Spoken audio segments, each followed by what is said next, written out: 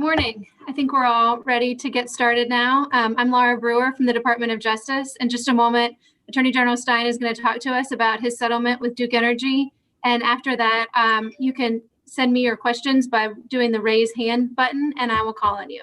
Thanks so much for joining us. Attorney General Stein. Thank you, Laura.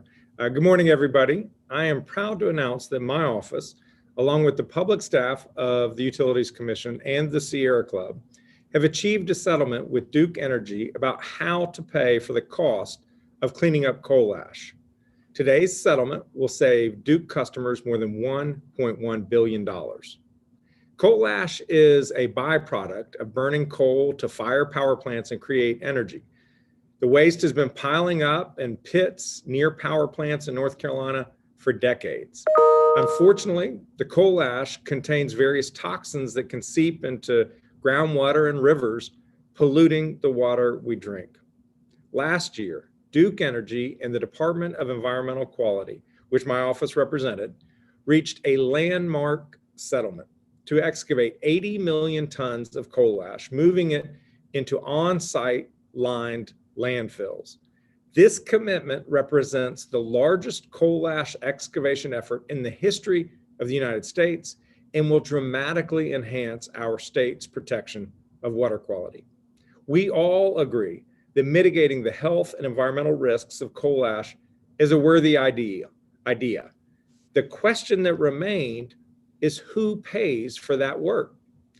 In 2017, Duke Energy petitioned the Utilities Commission, which sets our electricity rates, asking that customers pay virtually the full cost of cleaning up coal ash rather than its shareholders. In 2017, the Utilities Commission agreed with Duke Energy's request, issuing an order placing all of the cost of cleaning up coal ash on you. Beyond a one-time $100 million environmental penalty, the Utilities Commission assessed on Duke. I strongly disagreed with that decision. It's wrong for North Carolinians to bear the full cost of the cleanup. Duke shareholders should pay its fair share. So I appealed that case to the North Carolina Supreme Court, which issued a decision in December, sending the matter back to the Utilities Commission for further consideration. Today's settlement resolves this dispute for the next decade in a way that is fair to customers. Under today's settlement, Duke Energy has agreed to assume more than $1.1 billion of the cost of cleaning up coal ash over the next decade. This settlement is a win for every single Duke Energy customer to the collective tune of $1.1 billion. I'm proud of this result, which will save real money for North Carolinians, and I'm grateful to the public staff and the Sierra Club for their constructive partnership in achieving it. Coal ash is a 20th century problem that we must put in our rear view mirror.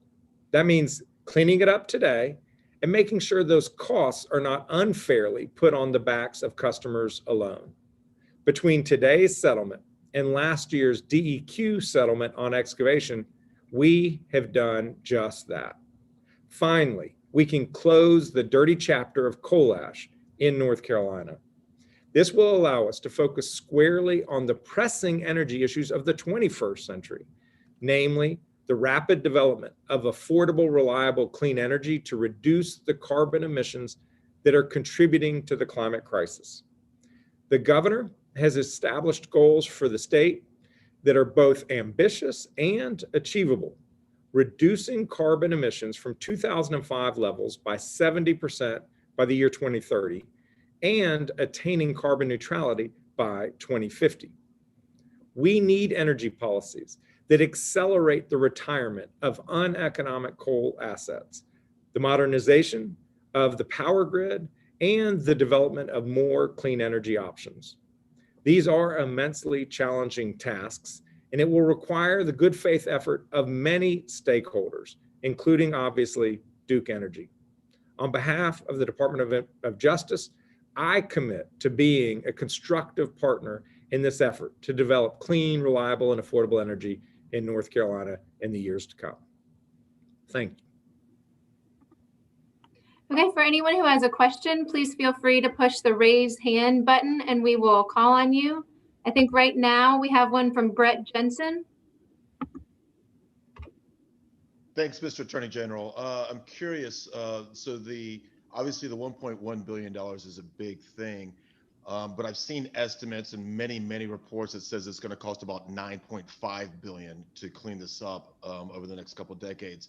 What happens with that other 88%? The $1 billion is not over the total costs of cleaning up coal ash, because some of those costs will exist beyond 2030. What we are resolving are the coal ash costs estimates through the next decade, which is substantially less than the full cost of cleaning up coal ash.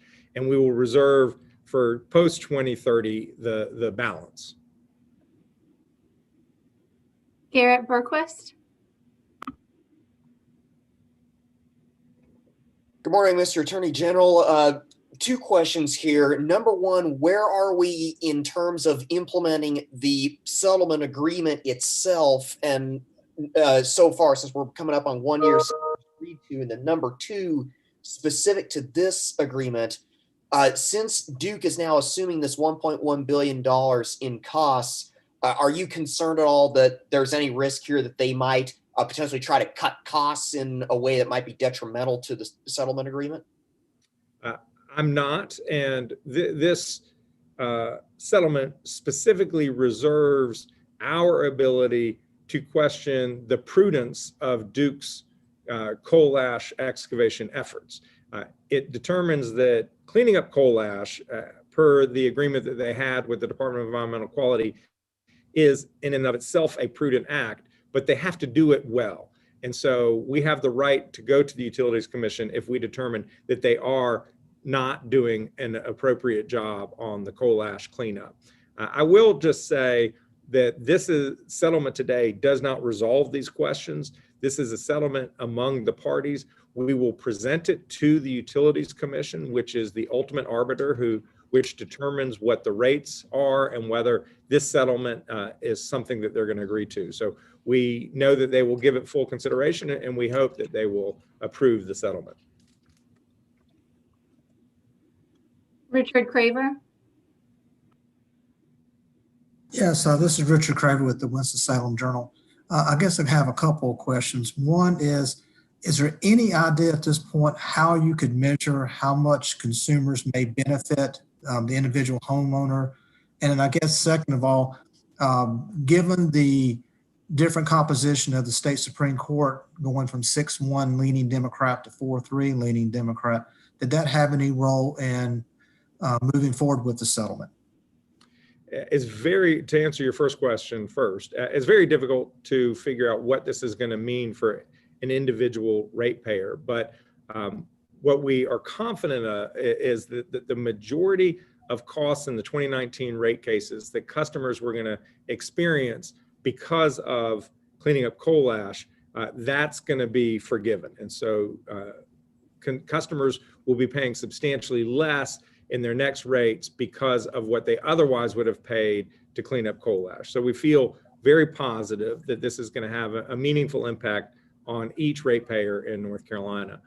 In terms of the second question, what we were hoping to achieve is some certainty for ratepayers over the next decade.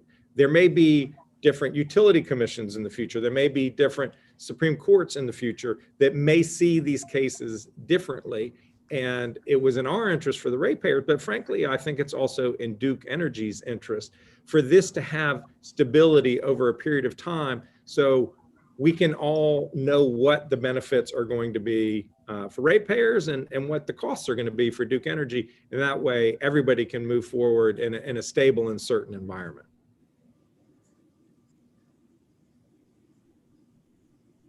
Michael Falero.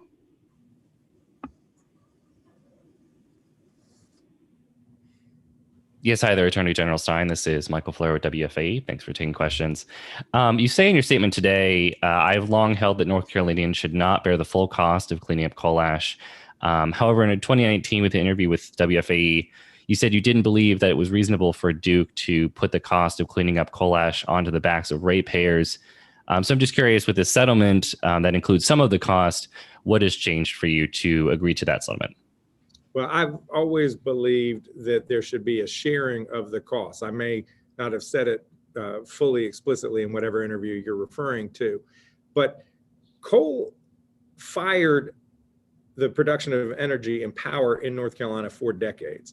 And we didn't always know that coal created problems for the environment. And so the customers benefited from the use of these coal power plants and delivering reliable and affordable energy in North Carolina.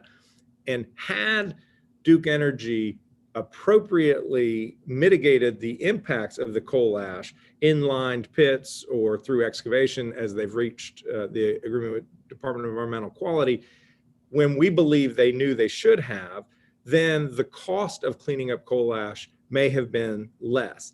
And so my argument all along has been is that there should be a sharing. Customers benefited from the use of the coal ash. It was a necessary byproduct of producing the energy from coal, but that Duke Energy should also bear some of that cost because we argued that they mismanaged the mitigation of the coal ash. And that's what today's settlement achieves, is a sharing of that expense. And because of this settlement, before the settlement, under the 2017 rate case, practically all of the costs were on the backs of the customer. That is not the case going forward today and for the next decade. Duke Energy will be paying over $1 billion of those costs. Tina Terry. Good morning. This is Tina Terry with WSOC TV in Charlotte. Thank you for doing this.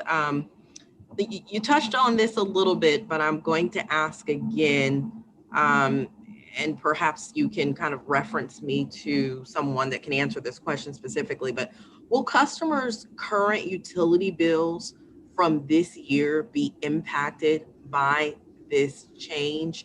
And please share, what type of savings this could mean for the average utility customer. The proposed settlement we have to present to the Utilities Commission, which will then consider it. And if they adopt it, there will be a reduction in customers' utility bills on a going forward basis. And so, yes, it is our hope that customers will see a reduction in their energy bills this year. In terms of what it will end up being specifically for each customer, I can't say. There's so many variables that go into each person's utility bill. But what is certain is that the part of a customer's utility bill that is attributable to cleaning up coal ash will be substantially reduced as a result of this settlement. And I know, one more follow-up here. I know your release says that the settlement applies to cleanup costs incurred from 2015 through 2030. Can customers, if this goes forward, can customers expect any refunds or back payment from previous bills? No, what we will be attributing the cost, the share, Duke's share of the costs that have already been incurred on a prospective basis. Tanya Mendis.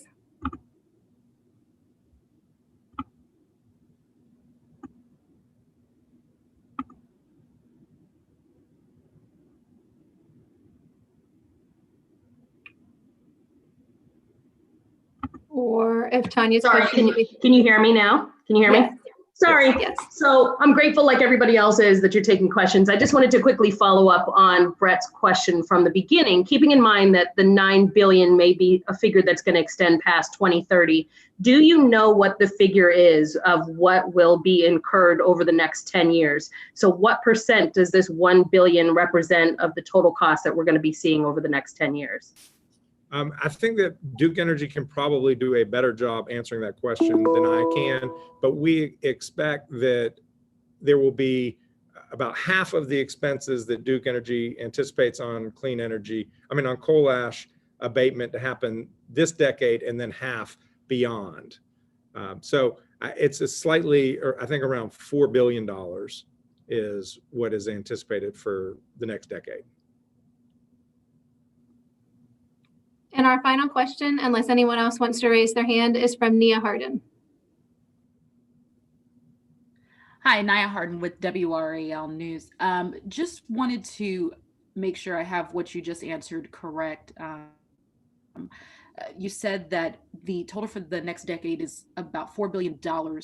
And so the savings of that $1.1 billion is what the customers would be seeing, correct, from now until for the next decade? That's correct. And Brett, Jensen, do you have a follow-up? Yes, ma'am. Thank you. And Mr. Attorney General, I'm sorry for harping on this last three questions. And again, just to make sure I have my things accurate as well. So of the $4+ billion and the $1.1 billion that's being saved, so does that mean that customers are incurring a 75% cost of this? The actual cost of the cleaning up coal ash is yet to be determined. These are based on estimates, but there will be a sharing between the customer and Duke Energy. We used what the Utilities Commission had achieved or decided in the Dominion case as a standard in terms of figuring out what would be a good resolution and a fair resolution in this case. The Utilities Commission last year reached a decision concerning Dominion with about that same percentage. So, okay, so I just want to make sure that it's fair to say that it would be far less than 50%. So it's not a 50-50 split, more like a 75-25 split. I think that's accurate. Thank you, sir. Okay, great. Well, I think that's all the questions we have. If anyone has anything else, please don't hesitate to follow up with me and I can help you out. Otherwise, thanks so much for joining us today. Thank you, everybody.